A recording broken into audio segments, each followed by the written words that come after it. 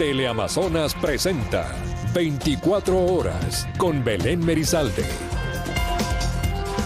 Aquí empezamos, amigos. Ante denuncias de presiones a jueces, el presidente del Consejo de la Judicatura, Mario Godoy, deberá comparecer ante el Pleno de la Asamblea Nacional. Así lo decidieron los asambleístas este domingo, a puertas de su periodo de vacancia legislativa.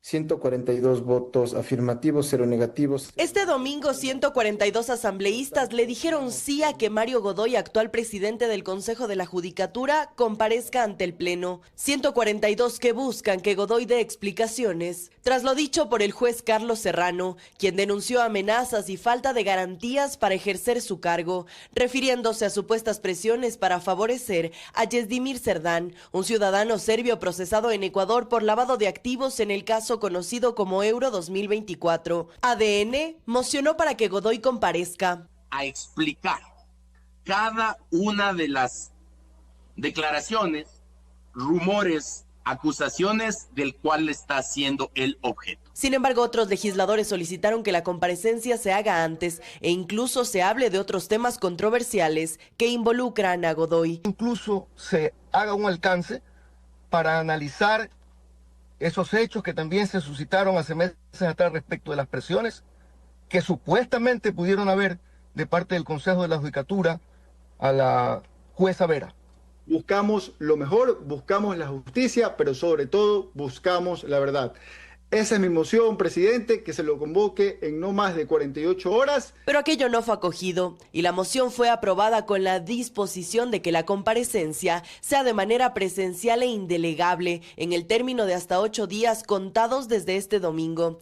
Por parte de la Revolución Ciudadana, se cuestionó el cómo y quién respaldó la posesión de Godoy en su cargo. Presionaron incluso al exsecretario de la Asamblea, llamándolo incluso para amenazar para que se convoque de la manera más urgente posible a la posesión del señor Mario Godoy en el Pleno de la Asamblea cuando era presidente el ex compañero Henry Kronfeld. Mientras tanto, se contempla suspender la vacancia legislativa para escuchar a Godoy y la Comisión de Justicia y Estructura del Estado iniciará un proceso de fiscalización. En Quito, Brigitte Mancheno, Teleamazonas. Y tras esta decisión de la Asamblea Nacional de que el presidente del Consejo de la Judicatura comparezca, hay quienes creen que se debe iniciar ya un juicio político en su contra. Incluso hay gremios que piden su renuncia. Es un hecho que Mario Godoy, presidente del Consejo de la Judicatura, comparecerá ante el Pleno de la Asamblea Nacional. Sin embargo, expertos aseguran que lo que sigue es que tras las graves denuncias presentadas se inicie un juicio político. En el cual al final lo que debería haber es una censura del presidente del Consejo de la Judicatura. Por su parte, exvocales del Consejo de la Judicatura, entre ellos Solanda Goyes, han pedido públicamente la salida de Mario Godoy. Y en caso de que la Asamblea Nacional no vote a favor de un juicio político o que el propio Godoy no renuncie, Goyes afirma hay otros mecanismos para lograr su salida del cargo. Entonces la Corte Constitucional allí podría declarar que hubo incumplimiento de normativa porque no se conocieron las impugnaciones, porque se hizo la designación sin paridad del Consejo de Participación Ciudadana.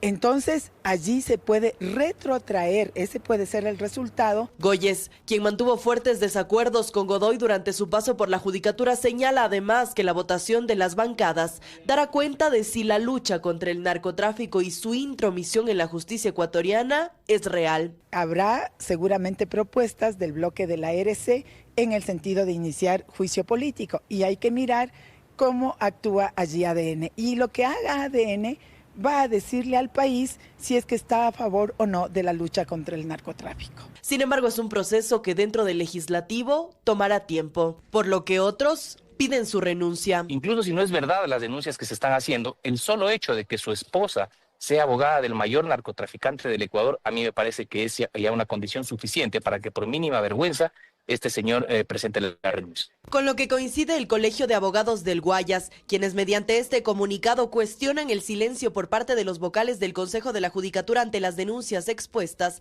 y piden la salida de Godoy, quien esta misma semana cumplió agenda en Qatar, en una convención de las Naciones Unidas contra la corrupción. Hasta el momento se desconoce si ya retornó al país. En Quito, Brigitte Mancheno, Teleamazonas. El presidente electo de Chile, José Antonio Kast, visitará este lunes Ecuador. La agenda contempla un encuentro con el presidente Daniel Noboa para tratar, entre otras cosas, las estrategias en la lucha contra el crimen organizado. Asimismo, los mandatarios discutirán la posibilidad de crear un corredor humanitario tras el endurecimiento de controles fronterizos en Perú. Ecuador es el segundo destino de Kast tras ganar en las urnas. Estuvo primero en Argentina, en donde fue recibido por el presidente Javier Milei, y en los próximos días viajará a Perú, Estados Unidos y también a España.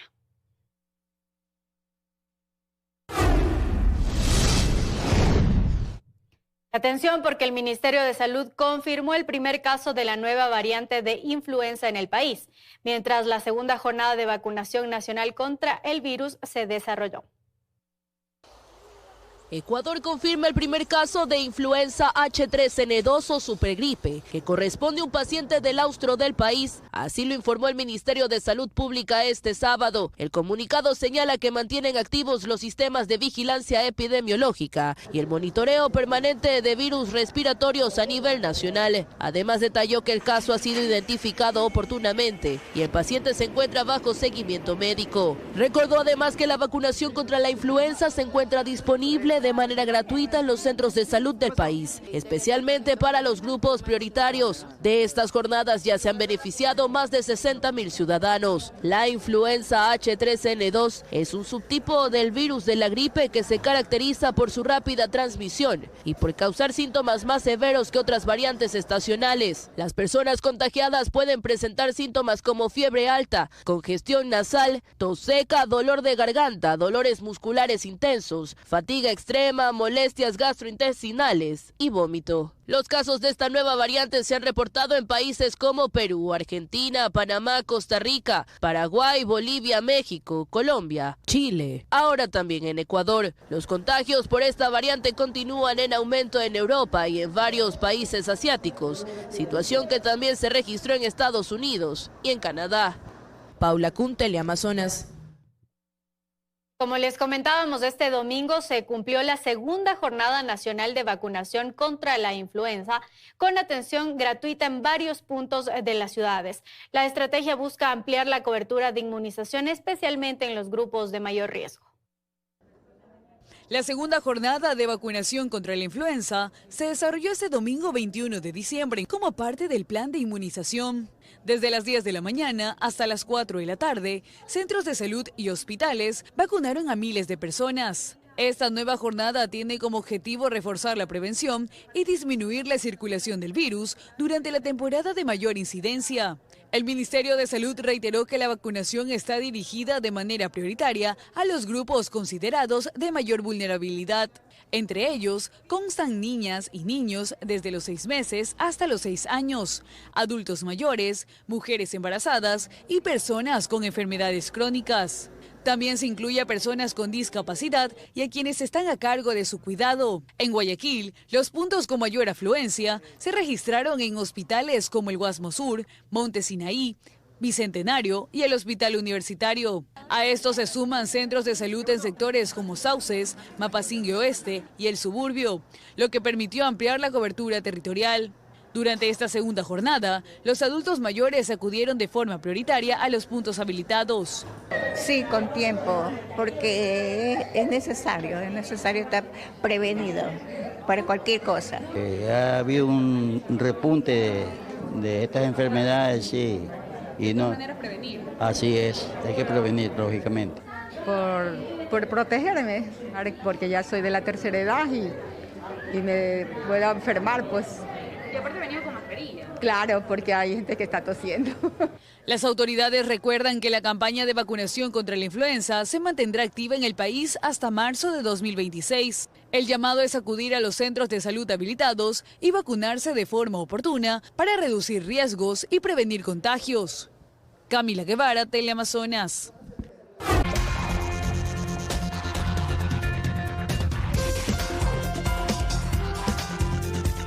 20:34. Seguimos revisando más noticias. En menos de una hora, 6 vehículos fueron incendiados en distintos puntos de Esmeraldas. Los hechos ocurrieron la madrugada de este domingo y desde la gobernación sostienen que podría desencadenar en una fuga masiva de los privados de libertad en esa ciudad.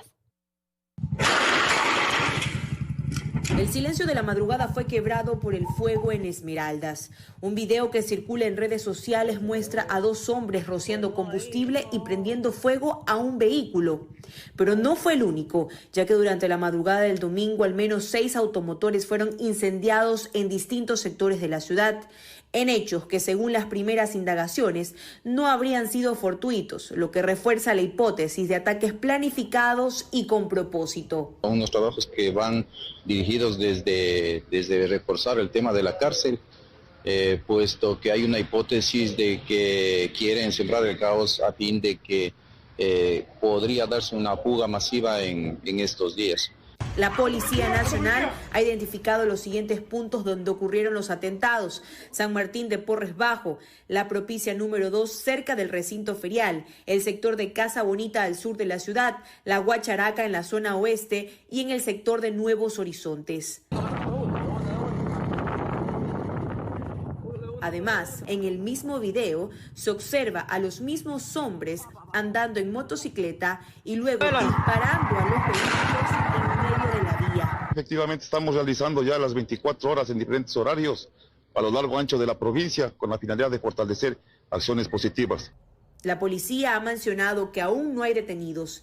Además, estos hechos se registran en un momento de creciente preocupación ciudadana, marcada también por nuevas alertas de extorsiones y asesinatos, lo que ha vuelto a sembrar miedo entre los habitantes de la ciudad. Sofía Huir, Teleamazonas.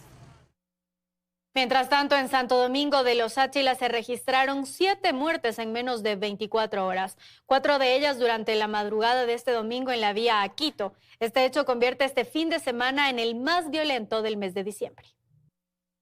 4 personas fueron halladas sin vida dentro de un vehículo Gran Vitara en el kilómetro 6 de la vía Quito. El hecho se registró la madrugada de este domingo 21 de diciembre, y es que según versiones, individuos a bordo de otro auto les impidieron la marcha y abrieron fuego contra las víctimas ininterrumpidamente.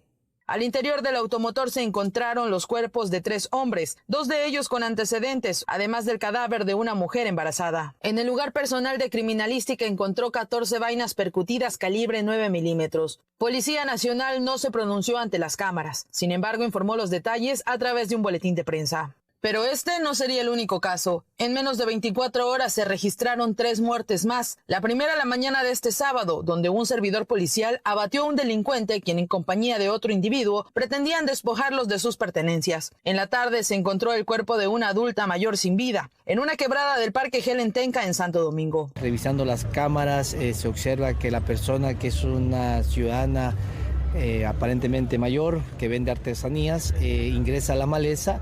Acto seguido le sigue otra persona ya la INASEP está recabando información a ver si eran pareja o a lo mejor intentó abusar o le intentó robar. Eso se tendría que posterior evidenciar. Mientras que en horas de la noche, un hombre conocido como alias Pirata fue asesinado al estilo sicariato en la vía Ventura. Con esto se contabilizan 7 muertes en menos de 24 horas en Santo Domingo de los Áchilas. Karen Caguano, Teleamazonas. La provincia del Oro cerró el fin de semana con intensos operativos policiales en varios cantones. Circulación de dinero falso, decomiso de droga en Puerto Bolívar y el asesinato de alias Tiburón en Machala marcaron la jornada de sucesos. Un ciudadano fue aprehendido en Huaquillas por la presunta circulación de billetes falsos. El hecho se registró en un local comercial ubicado en las calles Amazonas y Manabí, donde el sujeto intentó cancelar un consumo con un billete de $100 que resultó ser falso. Durante el registro corporal, los uniformados encontraron más de $1,000 en billetes falsificados ocultos en el interior de sus zapatos, además de documentos personales que no le pertenecían.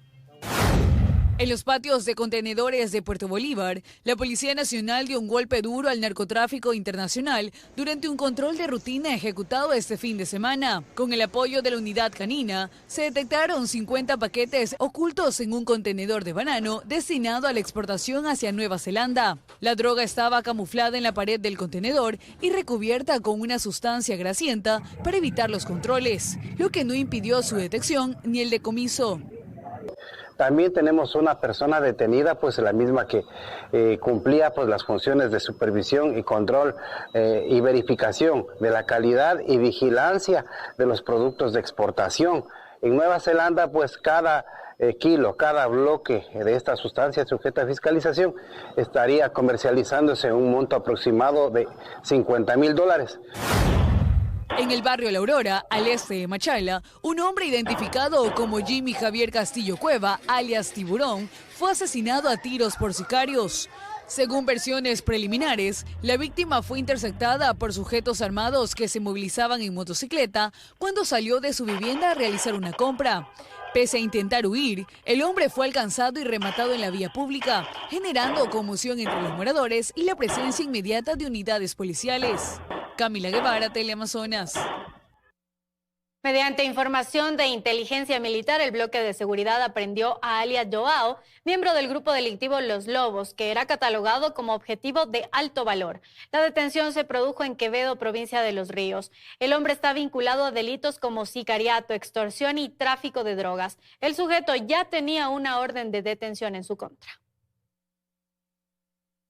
Y un ataque armado en una picantería del norte de Guayaquil dejó una persona fallecida. La policía capturó a 5 presuntos implicados y decomisó armas de fuego.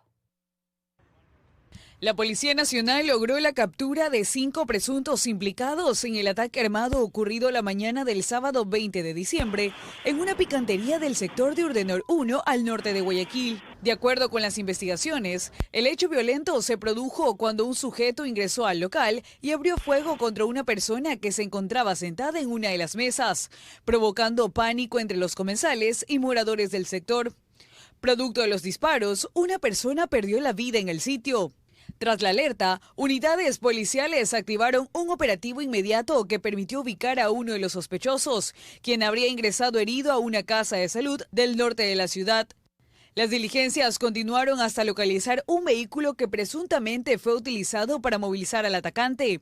En ese lugar, los agentes identificaron a 3 personas que intentaban retirar indicios relacionados con el crimen. Hasta el momento tenemos 5 detenidos, varios terminales móviles y 2 armas de fuego. El caso continúa en etapa de investigación mientras los aprehendidos fueron puestos a órdenes de la autoridad competente, que determinará si estarían vinculados a otros hechos delictivos registrados en los últimos días y si formarían parte de un grupo de delincuencia organizada. Camila Guevara, Teleamazonas. Un siniestro de tránsito dejó 2 personas fallecidas en la vía Durán-Yaguachi a la altura del ingreso al sector del Recreo. El choque involucró a un vehículo liviano y 2 motocicletas. Se presume que los implicados se encontraban en estado etílico. Un siniestro de tránsito se registró alrededor de las 7 de la mañana de este domingo 21 de diciembre en el kilómetro 6 de la vía Durán-Yaguachi, cerca del ingreso al sector El Recreo. Según información preliminar, un vehículo liviano impactó con 2 motocicletas que circulaban por el sector, provocando la muerte de 2 personas que se movilizaban en ellas y dejando a 2 más con heridas de gravedad. Se encontraban 2 cuerpos en la calzada, aparentemente o en primera instancia heridos. Posterior ya llegó la unidad de medicina legal, llegó la ambulancia y pudieron confirmar el fallecimiento de estos 2 ciudadanos, que según el relato de las personas que observaron, se trataría de cada uno de los conductores, respectivamente de las 2 motos siniestradas en el lugar. Testigos indicaron que el automóvil se desplazaba a alta velocidad y habría colisionado por la parte posterior a los motociclistas, quienes salieron proyectados debido a la fuerza del impacto. Tras el choque, el vehículo involucrado terminó dentro de una zanja a un costado de la vía. Sus 2 ocupantes resultaron ilesos, de acuerdo con los primeros reportes. Durante varias horas, el tránsito fue restringido en la zona. Pero por lo que se puede observar, el vehículo liviano invade carril. Las circunstancias tampoco las podemos determinar, pero es evidente, yo como agente de tránsito pude verificar si hay aparente invasión de carril. Pasada las 9 de la mañana, la prefectura del Guayas informó que la vía se mantenía parcialmente habilitada en el sentido Durán-Yaguachi. Camila Guevara, Teleamazonas. En Quito se desarrolló el foro permanente de exministros de Educación, en donde se analizó cómo la violencia estructural está afectando a las escuelas. Las autoridades alertaron sobre el reclutamiento de menores y la inseguridad que hoy enfrenta la comunidad educativa. Que la educación ecuatoriana enfrenta uno de sus momentos más críticos fue una de las afirmaciones en el foro permanente de exministros de Educación, donde se alertó sobre el aumento del reclutamiento de niños y adolescentes por redes criminales, una problemática que ya afecta de forma directa a las escuelas y a la labor docente. Son niños de 8, de 10 años, en muchos casos no se trata solo desde del componente económico, sino también el sentido de pertenencia. Los niños y jóvenes no sienten que pertenecen a sus familias, las familias están desestructuradas y por otro lado la escuela tampoco ha ofrecido ese sentido de pertenencia. En cambio la banda sí. Este diagnóstico fue constituido en un espacio de análisis que reúne a exautoridades y expertos impulsado por la Fundación Fidal y la Fundación Konrad Adenauer para evaluar cómo la violencia estructural está impactando al sistema educativo y plantear respuestas urgentes. Así detalla el exministro de Educación Daniel Calderón. Podemos tener la mejor escuela de la puerta para adentro, pero si es insegura de la puerta para afuera, no nos sirve de nada. Necesitamos escuelas que conecten con la comunidad, que conecten con el entorno, que ofrezcan otras oportunidades tanto para nuestros niños, niñas y adolescentes como para la comunidad, de forma que se vuelva un nodo de articulación que haga justamente que se generen escenarios de seguridad, de protección, de articulación, de vinculación comunitaria. Pero esta violencia no es solo una estadística, también tiene rostro. Anilek, por ejemplo, fue docente de Manta. Tuvo que salir de la ciudad en medio de la ola de violencia tras escuchar a diario relatos duros de menores expuestos al crimen. Una estudiante del 10º grado que en el mismo día perdió a 3 miembros de su familia. Fue una niña que acababa de salir del hospital porque intentó suicidarse. Testimonios que según las autoridades se repiten todos los días. Por eso, con estos aportes, esperan elaborar un documento técnico que recogerá las principales conclusiones del foro y servirá como referencia para futuras decisiones en materia educativa y de protección escolar. Ismenia Solórzano, Teleamazonas. La Navidad en Quito mueve a miles de compradores. Este fin de semana, los centros comerciales, plazas y ferias reportaron gran cantidad de visitantes quienes buscan el regalo ideal. A pocos días de la Nochebuena y Navidad, las calles más comerciales de Quito lucen así. Este sábado y domingo se registró gran congestión vehicular y un aumento significativo de compradores en los centros comerciales y plazas de la ciudad. Por ejemplo, en el centro histórico decenas de personas salieron en busca de las tradicionales fundas de caramelos a todo precio. Yo ofrezco el caramelito surtido con fecha de caducidad de a $1 y de a $2. En estas temporadas siempre nos ubicamos en la Mires y Olmedo. La promoción es que si me lleva de por ciento se le rebaja un porcentaje al 5%. Pero también las bodegas con variedad de productos para la época fueron las más visitadas por sus ofertas. Ahorita se está vendiendo la gorra navideña, gorritas del Grinch, que ha salido ahorita de Grinch, de Capibara, que está de moda ahorita, pero nosotros aquí estamos de oferta solo a dólar. Además, las ferias navideñas organizadas por la municipalidad atrajeron a decenas de compradores, quienes buscaban el regalo ideal. Sí, para llevarle a la dama. Unos regalos muy bonitos, muy lindos. Hay algunas así como pulseritas o algunos recuerdos que sea para dar a toda la familia.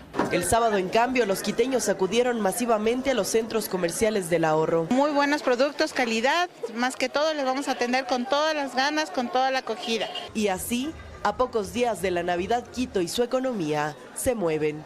Brigitte Mancheno, Teleamazonas.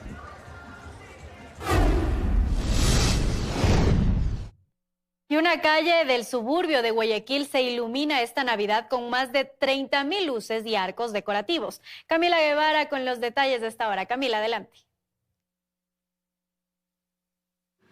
¿Cómo están? Muy buenas noches. Una calle del suburbio de Guayaquil se ha convertido en un verdadero espectáculo navideño. Y se trata de la calle C entre la 27 y la 28, donde los vecinos han transformado esta cuadra en el llamado Rincón de los Arcos, una instalación de más de 30,000 luces. En esta cuadra, donde se agrupan alrededor de 40 viviendas, se han instalado más de 140 arcos elaborados con varillas y tubos plásticos, y cada uno puede llegar a medir medir aproximadamente 2 metros y está cubierto con guirnaldas verdes y cerca de 200 luces, formando una especie de túneles iluminados sobre la acera. Justamente lo vemos en pantalla cómo están en cada una al frente de las viviendas, aquí en las aceras. Esto se suma también a las fachadas pintadas, aceras decoradas en rojo, blanco y verde, luces que también trepan por las ventanas, balcones y paredes, siendo parte de alguna manera de la decoración navideña de este sector.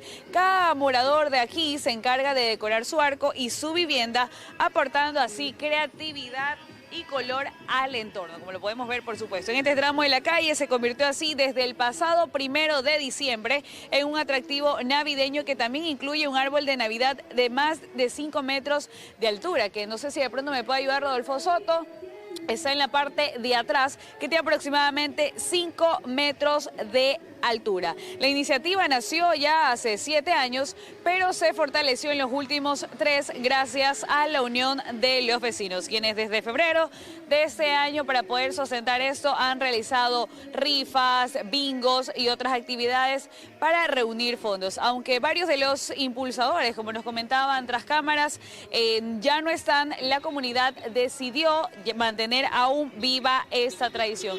Y es importante mencionar que muchas personas en horas de la noche, en distintos días de la semana, se acercan a este punto de la ciudad donde al caer el sol se vuelve totalmente comercial, porque de a poco va llegando cada uno de los puestitos de comida, que la bebida, que la comida, que el dulce. Entonces, esto reactiva mucho la economía en este sector. Y cabe mencionar que para el próximo 24 de diciembre, los moradores prevén cerrar este tramo de la calle y realizar una entrega de juguetes con la presencia de Papá Noel, y esto como parte de las actividades de Nochebuena. Justamente estamos aquí en la calle C, entre la 27 y la 28, donde realmente se vive un espectáculo navideño. Así que es un lugar donde no pueden dejar de visitar acá en el suburbio de la ciudad de Guayaquil.